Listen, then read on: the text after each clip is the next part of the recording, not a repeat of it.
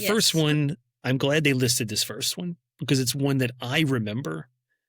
It was still around when I went in the 80s because it closed in 1994, actually, and that is 20,000 Leagues Under the Sea. As a matter of fact, I have my little 20,000 Leagues Under the Sea poster here. But the 20,000 Leagues Under the Sea is the submarine ride that used to be in the Magic Kingdom. When Magic Kingdom redid of Fantasyland, it took 20,000 Leagues of the Sea out.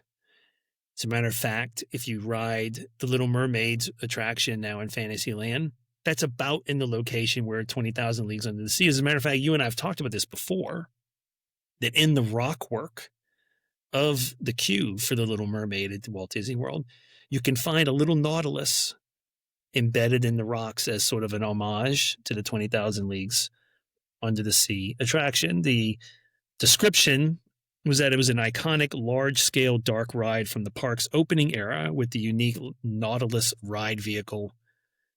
And when it closed, it was a huge loss for many of the fans. I know you have thoughts around submarine rides. What comes to your mind as someone who wasn't even born, wasn't even around during this time to hear that this may be one of the more nostalgic rides of that opening era? I think going into this episode, all the way around, I think what makes, because when you first were offered this as one of the options for recording this week, I thought it was weird because I was like, well, some attractions are just always iconic and always nostalgic. The whole thing is nostalgic, right? Because you may only ever go once, right?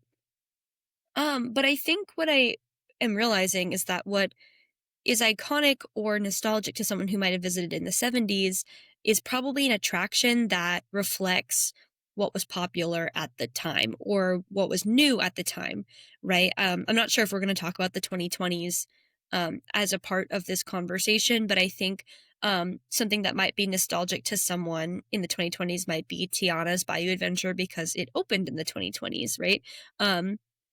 Or Guardians of the Galaxy because Marvel is very much a 2020s, 2010s phenomenon, right? And the attraction opened in the 2020s. So, I'm not against shifting back towards 7,000 leagues, or 20,000 leagues. I think this definitely tracks with the time. Like the whole explorer adventure film was very popular in this era. 20,000 Leagues, Indiana Jones, Star Wars, even to an extent, is a little bit similar. The action adventure film. 20,000 Leagues is also based off a book, but whatever.